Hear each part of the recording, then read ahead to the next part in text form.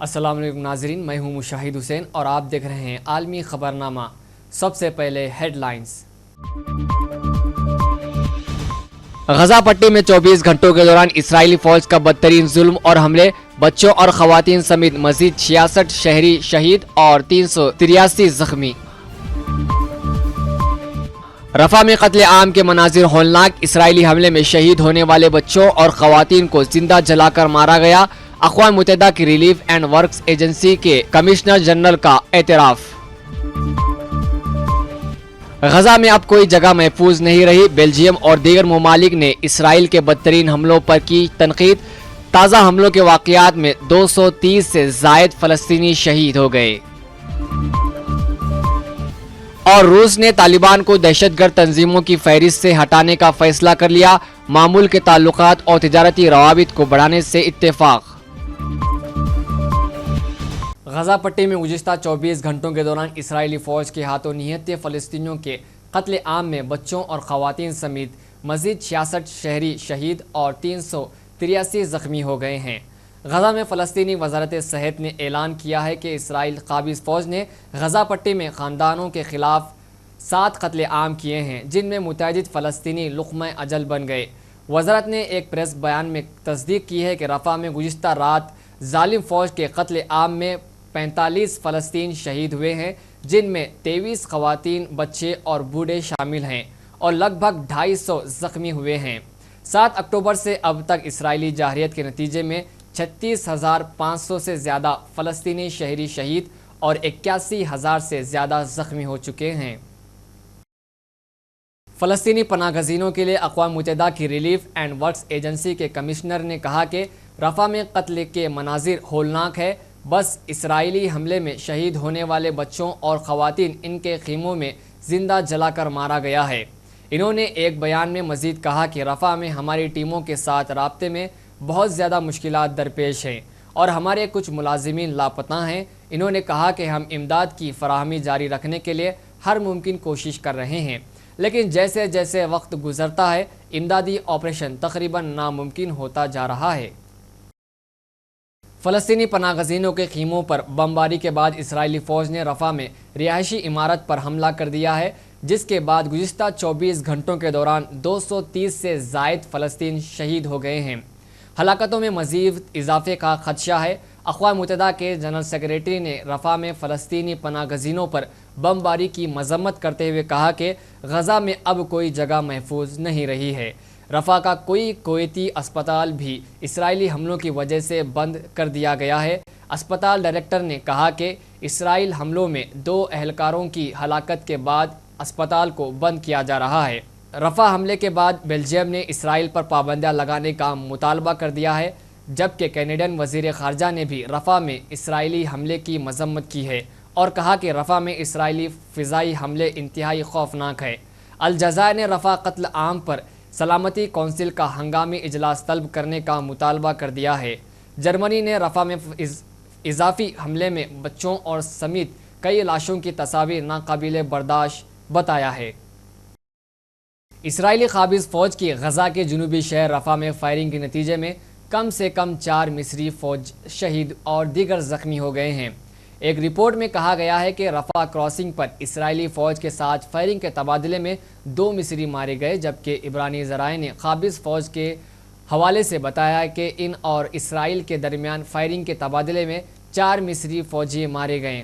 مصری فوجیوں اور اسرائیلی فوجیوں کے درمیان رفح کراسنگ پر جھڑپ ہوئی تھی۔ اسرائیلی میڈیا نے کہا کہ اسرائیل اور مصری فوجیوں کے درمیان ایک غیر معمولی واقعہ پیش آیا، جبکہ مصری فوجیوں نے رفح کراسنگ کے اندر اسرائیلی فوجیوں پر فائرنگ کی۔ اسرائیلی میڈیا نے یہ بھی اطلاع دی ہے کہ اسرائیلی فوج نے وارننگ کے طور پر جوابی فائرنگ کی تھی۔ رفح میں پناہ گزینوں کے خیمے جلا دینے پر اسرائیلی وزیر اعظم نیتن یاہو کو بھی شرم آ گئی ہے۔ تاہم امریکی قومی سلامتی کے ترجمان جان کربی نے ان حملوں پر اسرائیل کو حق بجانب قرار دیا ہے۔ جان کربی کا کہنا ہے کہ اسرائیل کو حماس کے خلاف کارروائی کا حق حاصل ہے۔ ہم سمجھتے ہیں کہ رفح حملے میں حماس کے 2 سینئر ارکان مارے گئے، دونوں مبینہ دہشت گرد اسرائیلی شہریوں پر حملے کے ذمہ دار تھے۔ امریکی ترجمان نے کہا کہ ہم اس بات میں واضح ہیں کہ اسرائیل کو شہریوں کے تحفظ کے لیے ہر ممکن احتیاط کرنی چاہیے۔ جان کربی کا کہنا تھا کہ اسرائیلی فوج سے رابطے میں ہے، اسرائیل رفح حملے کی تحقیقات کر رہا ہے۔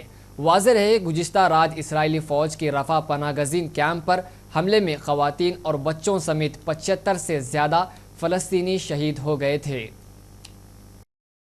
اسپین کی کابینہ آج فلسطین کو باضابطہ تسلیم کرنے کی منظوری دی گئی ہے۔ اسپانی وزیر اعظم نے کہا ہے کہ فلسطین پر مظالم کی تاریخ میں مثال نہیں ملتی۔ امن کا قیام ہم سب کی ذمہ داری ہے اور فلسطین کو تسلیم کرنا اقوام متحدہ کی قراردادوں کے مطابق ہے۔ فلسطین کو تسلیم کرنا تاریخی لمحہ ہے۔ دوسری جانب آئرلینڈ اور ناروے بھی آج فلسطین کو باضابطہ طور پر ایک آزاد ریاست تسلیم کرے گی۔ یاد رہے کہ فلسطین کو تسلیم کرنے والے ممالک کی تعداد 146 ہو گئی ہے۔ روس نے طالبان کو دہشت گرد تنظیم کی فہرست سے ہٹانے کا فیصلہ کر لیا ہے۔ روسی میڈیا کے مطابق ماسکو طالبان کو مبینہ دہشت گرد تنظیم کی فہرست سے نکال دے گا۔ روسی بین الاقوامی پابندیوں کے باوجود طالبان کے ساتھ تعلقات بڑھاتا رہا ہے اور تجارت اور مذاکرات کا سلسلہ جاری رکھا ہے۔ پیش ہے تفصیلات۔ روس کے سرکاری میڈیا نے کہا ہے کہ وزیر خارجہ سرگئی لاروف کے حوالے سے اطلاع ملی ہے کہ ماسکو افغانستان کے حکمران طالبان کو ممنوعہ دہشت گرد تنظیموں کی فہرست سے نکالنے والا ہے۔ سرگئی لاروف نے کہا کہ قازقستان نے طالبان کو دہشت گرد تنظیموں کی فہرست سے ہٹانے کا حال ہی میں فیصلہ کیا اور ہم بھی ایسا ہی فیصلہ کرنے جا رہے ہیں۔ قازقستان نے پچھلے دسمبر میں طالبان کو ممنوعہ تنظیموں کی فہرست سے باضابطہ طور پر ہٹا دیا تھا۔ ماسکو کے فیصلے سے روس اور افغانستان کے درمیان سفارتکاری کو مزید فروغ مل سکتا ہے، تاہم وہ فی الحال طالبان کی اسلامی امارت افغانستان حکومت کو فی الحال تسلیم کرنے سے انکاری ہے۔ امریکی اور نیٹو فورسز کی سن 2021 میں افغانستان کی واپسی کے بعد طالبان نے اقتدار پر قبضہ کیا تھا اور وہاں سخت اسلامی قوانین نافذ کیے۔ دنیا کے کسی بھی ملک نے طالبان حکومت کو اب تک باضابطہ طور پر تسلیم نہیں کیا۔ مغربی ممالک نے طالبان حکومت کو تسلیم کرنے کے لیے انسانی حقوق اور خاص طور پر خواتین کی آزادی کے نفاذ جیسے شرائط رکھے۔ روسی وزیر خارجہ لاروف نے کہا کہ طالبان کو دہشت گرد تنظیموں کی فہرست سے نکالنے کا فیصلہ دراصل زمینی حقائق کو تسلیم کرنا ہے۔ روسی وزیر خارجہ نے کہا کہ طالبان حقیقی طاقت ہے، ہم افغانستان کو نظر انداز نہیں کر سکتے اور اس سے بھی بڑھ کر یہ کہ وسطی ایشیا میں ہم اپنے تمام اتحادیوں کو نظر انداز نہیں کریں گے۔ روس کے سرکاری میڈیا نے بتایا کہ روس نے سینٹ پیٹرزبرگ میں انٹرنیشنل اکنامک فورم کی اہم میٹنگ میں طالبان کے نمائندوں کو بھی مدعو کیا ہے۔ اس اجلاس کو ایک زمانے میں روس کے مغرب کے ساتھ اقتصادی تعلقات کے حوالے سے بنیاد کا پتھر سمجھا جاتا تھا۔ طالبان کے اقتدار میں آنے کے بعد سے ماسکو کابل کے ساتھ مذاکرات میں اہم کردار ادا کر رہا ہے۔ ماسکو نے امریکہ اور دیگر مغربی ممالک سے افغانستان کے اثاثوں کو غیر منجمد کرنے کا بھی مطالبہ کیا۔ افغانستان کے لیے روس کے خصوصی صدارتی ایلچی ضمیر ابولوف نے روسی میڈیا کو بتایا کہ روس کی وزارت خارجہ اور وزارت انصاف نے طالبان کو دہشت گرد تنظیموں کی فہرست سے نکالنے کی تجویز کی توثیق کر دی ہے اور اس سلسلے میں ایک مشترکہ تجویز صدر ولادیمیر پوتین کو بھیجی گئی۔ انہوں نے کہا کہ طالبان نے اقتدار پر قبضہ کے بعد سے تسلیم کی جان کے راستے پر ایک طویل سفر طے کیا ہے۔ ابھی کچھ رکاوٹیں ہیں جن کو دور کرنا ہے، جس کے بعد روسی قیادت قطعی فیصلہ کرے گی۔ بیورو رپورٹ، سیاست ٹی وی۔ دیگر ممالک کی طرح سعودی عرب میں بھی ان دنوں شدید گرمی کی لہر جاری ہے۔ سعودی مرکزی موسمیات کے مطابق سعودی عرب میں 21 جون سے درجہ حرارت 50 ڈگری تک پہنچنے کا امکان ہے۔ سعودی مرکز موسمیات کا کہنا ہے کہ شدید دھوپ میں کارکنوں سے کام نہ لینے کا ہدایت کی گئی ہے۔ مرکزی موسمیات کے مطابق اس سال وسطی اور مشرقی علاقے میں درجہ حرارت 48 سے 50 ڈگری تک جانے کا امکان ہے۔ جون کے مہینے میں لگ بھگ 25 لاکھ مسلمان فریضہ حج بیت اللہ ادا کرنے والے ہیں اور اس دوران بھی گرمی کی شدت برقرار رہنے کا اندیشہ ہے۔ اور اب آخر میں پھر ایک مرتبہ ہیڈ لائنز۔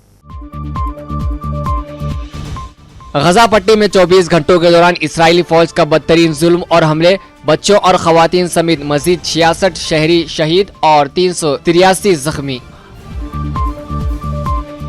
رفح میں قتل عام کے مناظر ہولناک، اسرائیلی حملے میں شہید ہونے والے بچوں اور خواتین کو زندہ جلا کر مارا گیا، اقوام متحدہ کی ریلیف اینڈ ورکس ایجنسی کے کمشنر جنرل کا اعتراف۔ غزہ میں اب کوئی جگہ محفوظ نہیں رہی، بیلجیم اور دیگر ممالک نے اسرائیل کے بدترین حملوں پر کی تنقید، تازہ حملوں کے واقعات میں 230 سے زائد فلسطینی شہید ہو گئے۔ اور روس نے طالبان کو دہشت گرد تنظیموں کی فہرست سے ہٹانے کا فیصلہ کر لیا، معمول کے تعلقات اور تجارتی روابط کو بڑھانے سے اتفاق۔ عالمی خبرنامے میں بس اتنا ہی. دیکھتے رہے سیاست ٹی وی. اللہ حافظ.